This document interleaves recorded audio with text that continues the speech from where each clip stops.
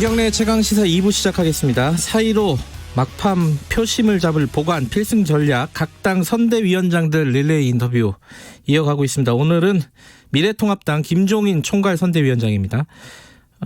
궁금한 부분들이 많죠. 최근에 미래통합당의 김대호 후보라든가 차명진 후보 막말, 이게 지금 수습이 어떻게 되고 있는지, 왜냐면 본인들이 지금 반발을 하고 있어가지고 어떻게 될지 잘 모르겠습니다. 그리고 뭐 경제 얘기, 검찰 얘기 여쭤볼 게 많습니다. 김종인 위원장님 연결합니다. 안녕하세요. 네, 안녕하세요. 네. 이 얘기부터 여쭤볼 수밖에 없겠죠. 그 김대호 후보, 차명진 후보 두 명 다 지금 좀 반발하고 있지 않습니까? 그 당의 결정에 대해서 어떻게 생각하십니까, 위원장으로서? 반발하는 거에 대해서 본인들이 반발하는 거를 당이 일단 결정을 못 해줄 거나 그렇지 않을 거예요. 일단 김대호 후보 같은 경우도 재심 신청하면서 끝까지 가겠다 이런 거잖아요. 그리고 차명진 후보도 마찬가지고요. 완주하겠다. 이게 당에서 어떤 방법은 없나요, 이게? 아니 완주하는 거는 일단 후보 등록이 됐기 때문에 네네. 당에서 제명 조치와는 별개로 갈 수가 있는 거죠. 예. 그럼 뭐 방법이 없는 거네요, 사실상 당에서는. 아니 후보 사퇴를 시키는 방법은 없어요. 그렇군요. 근데 지금 차명진 후보 같은 경우에는 세월호 유족들이 오히려 사과해야 된다 이러고 있거든요. 여기에 대해서는 어떻게 생각하세요? 그 사람이 본인의 생각이고 본인이 그런 말을 했다는 그 자체가 문제가 되는 거기 때문에 네. 그 본인이 이렇게 얘기하는 건 당으로서 신경을 쓸 필요가 없어요. 네. 근데 당에서요, 이 차명진 후보를 공천을 한 거 자체가 문제 아니냐. 왜냐하면은 이런 비슷한 세월호 막말 이런 논란이 이미 있었거든요, 작년에. 그래서 그런 막말을 갖다가 과거에 한 적이 있으니까 예. 공천이가 그런 거를 다 고려를 해가지고서 결심을 했어야 되는 건데 예. 그런 걸 그냥 간과해가지고 결정을 했기 때문에 또 그런 막말이 나온 것 같은데 예. 그야 공천회가 한 일이기 때문에 뭐라고 말할 생각이 없어요. 제명은 마무리가 되는 겁니까? 이제 오늘 윤리위 회의 열리는 거죠? 그리고 최고위 의결까지 오늘 중에 마무리가 될 것 같습니까? 어떻습니까? 내가 보기에 아마 당이 순차적으로 그 절차를 밟을 거예요. 김대호 후보 같은 경우에는 재심에서 구제 가능성이 있겠습니까, 지금? 어떻게 보세요? 지금 상황에서 구제 가능성이 없다고 봐요. 없다고 보시고.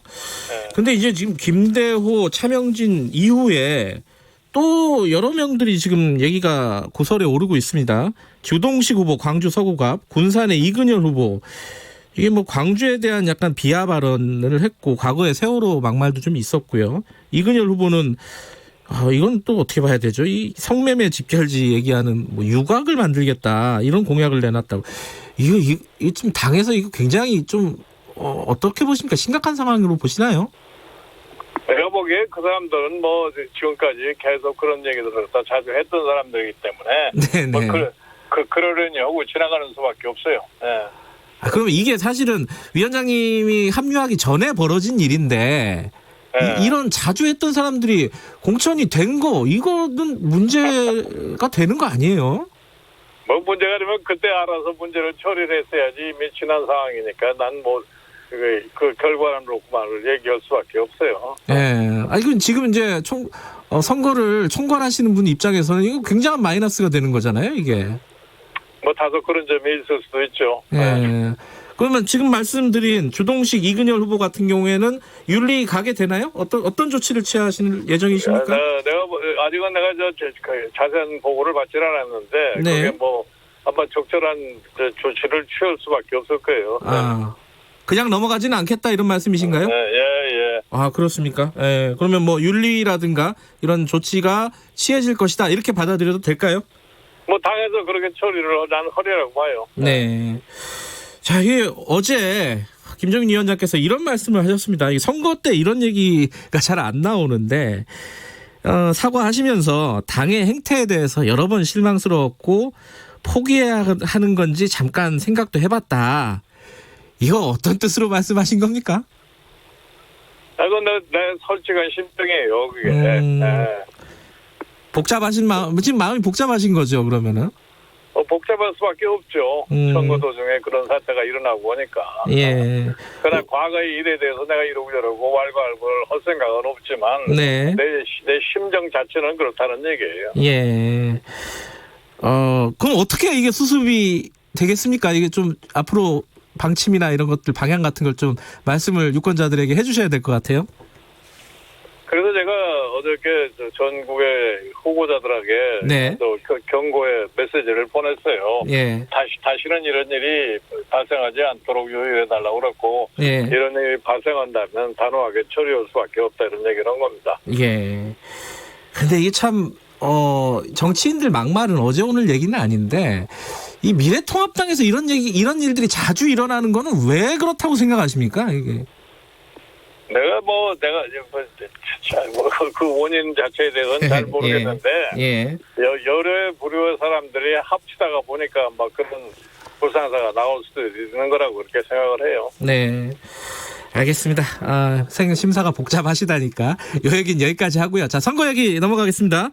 자, 거대 양당 다 과반 얘기를 하고 있습니다. 어제 이해찬 대표가 과반 승기 잡았다. 좀 자신 있는 어투로 얘기를 했어요. 이거 어떻게 생각하십니까? 지금도 과반 자신하십니까? 어땠어요? 마찬가지예요. 예. 네. 지금 이제 어떤 여론의 추이라든가 이런 것들을 보면은 민주당에서 좀 자신감을 갖고 있는 분위기가 형성이 되는 것도 같아요. 그냥 지금 나오는 기사나 이런 여론조사나 보면은요. 무슨 여론조사나 지금 민주당 스스로는 그런 기분을 당연히 가져야 되겠죠. 네.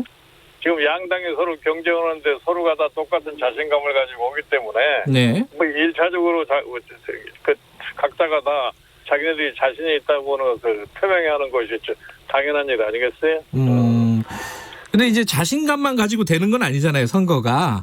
그러니까 선거라는 것은 네. 저희 유권자가 결정하는 거기 때문에 네. 유권자가 저희 4월 15일 날 어떻게 결정을 하느냐를 지켜보는 거지.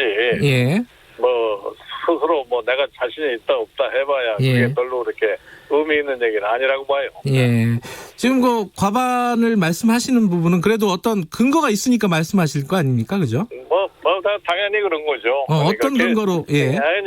각 당마다 자기네들이 근거로 삼는 이유가 있기 때문에 네. 그거를 공개적으로 발표할 수는 없는 사항이라고 해. 여론조사 이런 것들은 각 당에서 이제 조사한 것들 말씀해 주실 수는 없겠지만은 어쨌든 우리는 이런 부분들 때문에 국민들이 우리를 지지할 것이다. 이게 어떤 건지 그게 궁금한 거죠. 그러니까 이제 여론조사상에 여러 가지 형태로 나타나고 있는데 네. 나는 과거에서부터 여러 가지 경험을 해봤을 적에 여론조사가 이 투표 결과와 일치한다고는 보지를 않기 때문에 예. 그 자체가 모든 것을 결정적으로 판단의 기준을 된다고는 생각하지 않아요. 여론조사는 판단의 근거로 삼지는 않는데 하나의 참고 자료는 될 수 있지만 네. 예, 결과를 갖다가 거기에 대입해가지고서 얘기하기에는 네. 좀 무리가 있다고 생각을 해요. 네. 근데 이제 지금 코로나 방역이나 이런 부분에 대해서 정부가 상대적으로 해외나 이런 부분에 대해서 상대적으로 좀 높은 평가를 받고 있고 국민들도 여론조사가 그렇게 나온단 말이죠.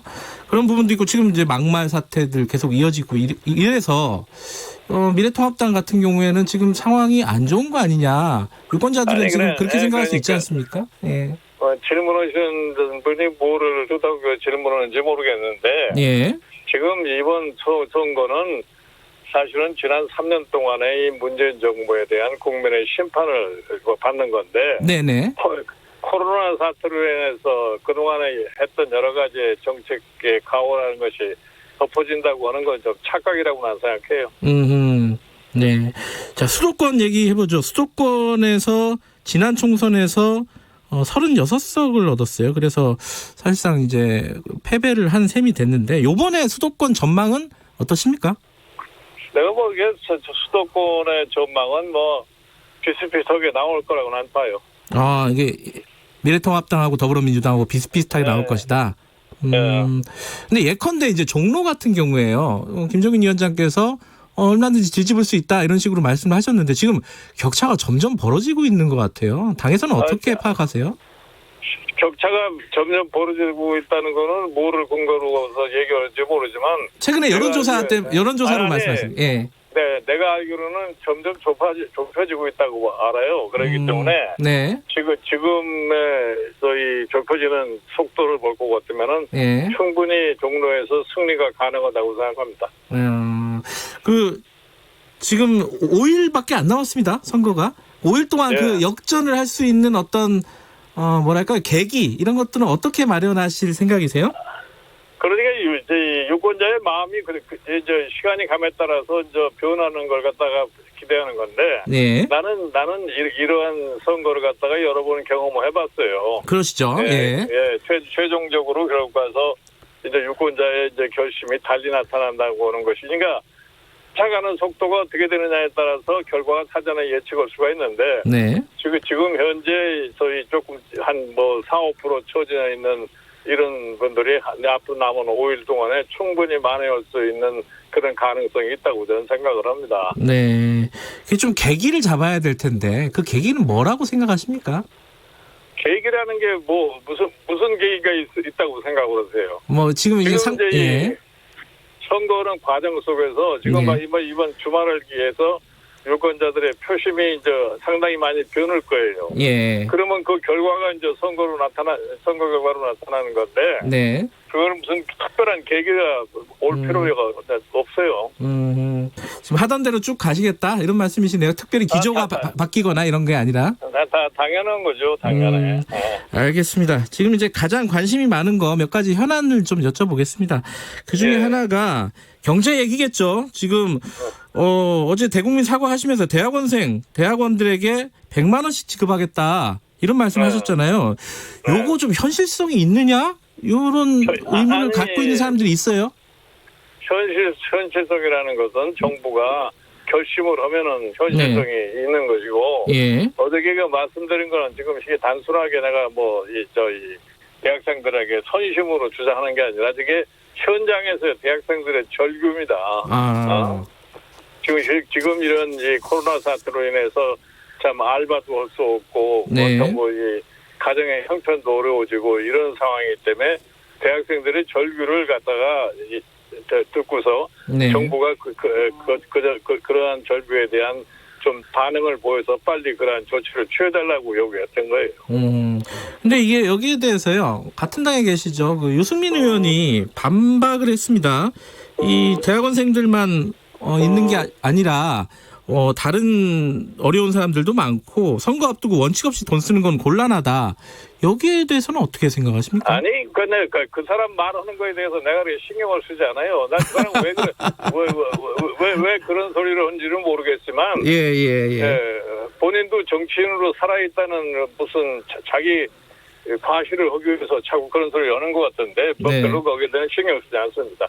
이게 지금은 단순히 내가 단독적으로 판단해서 하는 것이 아니고 우리가 구성하고 있는 저희 경제비상대책위원회에서 여러 사람들이 논의를 거쳐서 이게 나온 얘기인데 당에 소속된 사람으로서 그냥 불뚝 일어나가지고서 그런 소리 한다는 것은 난 도대체 납득이 되지 않는 사람이에요. 지금 원래 이제 황교안 대표도 50만 원 1인당 지급하자 이런 얘기 했지 않습니까? 그죠? 그 얘기도 지금 당에서 논의를 거쳐가지고 얘기를 하신 거잖아요. 그죠? 그러니까 황교안 대표가 이게 50만 원 발표한 거는 우리나라 최저 생계비의 기준이 190만 원인가 그래요. 그러니까 4인 가족 기준으로 해서 하면 50만 원씩 하면은 200만 원 아닙니까? 그 수준에 맞춰서 발표를 한 거예요. 근데 여기에 대해서 그동안의 통합당 입장에서는 사실은 이렇게 현금 지급하는 게 이게 포퓰리즘이다. 현금 살포다. 이렇게 좀 비판적인 입장이었는데 바뀌었어요. 이게 선거를 며칠 앞두고. 그런 과거에 그런 얘기들을 많이 했던 것 같은데 지금 이 코로나 사태라는 것은 아주 우리가 예기치 않았던 긴박한 사태다 이런 얘기입니다. 그래서 지원이라는 것이 즉각적이고 직접적이지 않으면 별로 효과가 없어요.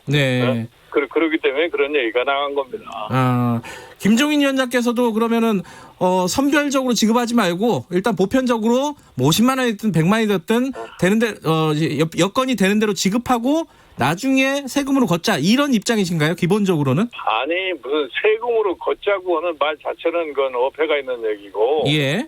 지금은 이 코로나 사태라고 하는 것은 우리가 하나의 천재지변으로 생각하면 되잖아요. 네네. 그러니까 천재지변이 나서 복구할 적에 무슨 정부가 예산을 투입해서 복구하고 나면 그걸 세금으로 다 걷어들이는 그런 발상 자체는 있을 수가 없어요. 네.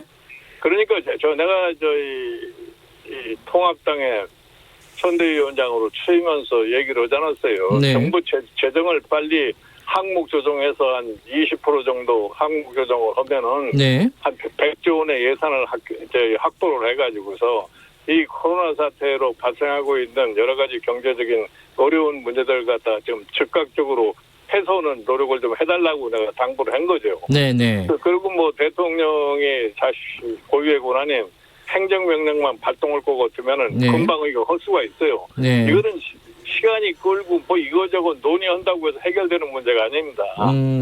그럼 일단 예예. 그럼 일단 예 말씀하세요. 예 일단은 그러면은 보편적으로 먼저 시급하게 지급을 하자 이런 말씀이신 거죠? 그런 거죠. 그렇게 그러니까 예를 들어서 다른 나라도 보면 다 그렇게 하고 있어요 지금. 알겠습니다. 일단 그 김종인 위원장님 생각은 알겠고요. 그러면 이제 다른 얘기 좀 해볼게요. 검찰 얘기를 좀 해보겠는데 이번 선거를 조국 살릴 거냐 경제 살릴 거냐 결정하는 선거다 이렇게 말씀하셨는데 민주당 쪽에서는 좀 느닷없다. 왜냐면 자기들은 조국 얘기 꺼낸 적도 없는데 왜 갑자기 조국 얘기냐. 이걸 좀 배경을 좀 설명해 주세요. 민주당 자체 모르겠어요. 속으로는 어떤 애가는 네네. 문제는 모르겠는데 예. 지금 실질적으로 선거판에 그러한 유형이 나타나고 있잖아요. 네. 뭐 조국의 지지 세력이라는 사람들이 뭐 자꾸 그런 얘기를 끄집어내는데 네. 결과적으로 갈 것 같으면 지금 그 뭐 조국을 갖다가 옹호하는 그러한 정당이 나중에 선거 끝나면 민주당과 합쳐질 것이 뻔한 건데. 네. 그 뭐 자기네들이 우리는 그런 얘기 안 했다고 그런다고 해서 그 얘기를 피할 수가 없을 겁니다. 네.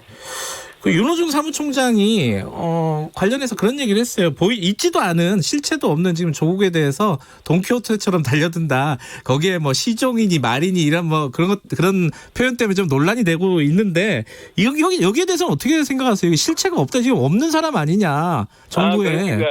그런데 예. 그거는 실체가 없다는 얘기는 어폐가 있는 얘기고 예. 우리가 현실을 냉정하게 판단할 것 같으면 뻔한 얘기 아니에요. 예. 그리고 무슨 윤호중 사무총장이 뭐 돈키호테라는 게 돈키호테가 그 사람은 뭔지도 모르고서 얘기하는 사람이에요.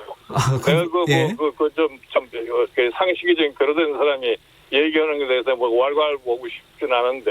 예. 돈키호테라는 게 뭔지를 제대로 알지도 못하는 사람이 무턱대고서 그냥 말하기 좋게 돈키호테 이러고 검정 곤란한 얘기라고. 김정인 위원장께서는 돈키호테는 다른 거라고 생각하시는 건가요? 그러면은? 아니 우리 질문 오신 분도 돈키호테에 대해서 자세하게 읽어나 보셨어요? 아니 어릴 때 동화책 읽어본 게 답니다. 그러니까 그 어떤 뜻으로 말씀하시는지 간단하게 말씀해 줄 수 있으면 하시고 안 그러면 다른 질문으로 넘어갈게요. 아니 돈키호테라는 사람이 사실은 저희 정의를 추구하기 위해서 일어난 사람이에요. 그 소설의 내용을 가자게 보면은. 예예. 뭐 돈키호테가 꼭 무슨 나쁜데 적용하려고는 그런 건 좀 착각이라고. 예, 그런 측면에서 윤호중 총장이 잘 모르고 한 말씀이다 이런 거네요. 알겠습니다. 지금 마지막으로요. 그 조국 말고 윤석열 검찰총장 가족 문제 나오고 지금 뭐 감찰 문제로 좀 시끄럽습니다. 이거 어떻게 해결돼야 된다고 보세요? 그거야 뭐 법대로 해결되는 거지 뭐 어떻게 해야 되겠다고 보겠어요. 그거야 뭐 윤석열 총장을 헐뜯기 위해서 가족을 자꾸 파고 들어가는 것 같은데. 예. 또 가족과 윤석열 총장은 솔직해서 별개의 문제 아니에요? 아니 지금 뭐 조국과의 그 정경심과의 관계에서도 정경심이 잘못되면 조국도 잘못했다고 얘기할 수 있어요? 예전에 미래통합당에서 그걸 많이 공격했었는데 정경심 교수가 잘못한 걸 가지고 조국 장관이 물러나야 된다 이런 식으로 공격을 많이 했었거든요. 아니 그건 지금 재판이 진행되고 있는 것이기 때문에 그 결과를 주목을 해봐야 할 것이고. 알겠습니다. 예. 짧게요. 미래통합당이 왜 일당이 돼야 되는지 짧게 한 말씀 듣고 마무리하겠습니다. 네, 미래통합당이 왜 일당이 되느냐. 지금까지의 소위 이 정부의 여러 가지 시책의 잘못을 갖다가 네. 제지를 하고 새롭게 정책을 수립할 수 있는데 전 역할을 하기 위해서 꼭 일당이 되어야 된다고 생각해요. 알겠습니다. 오늘 바쁘신 와중에 연결해 주셔서 감사합니다. 미래통합당 김종인 총괄 선대위원장이었습니다. 지금 시각은 8시 20분입니다.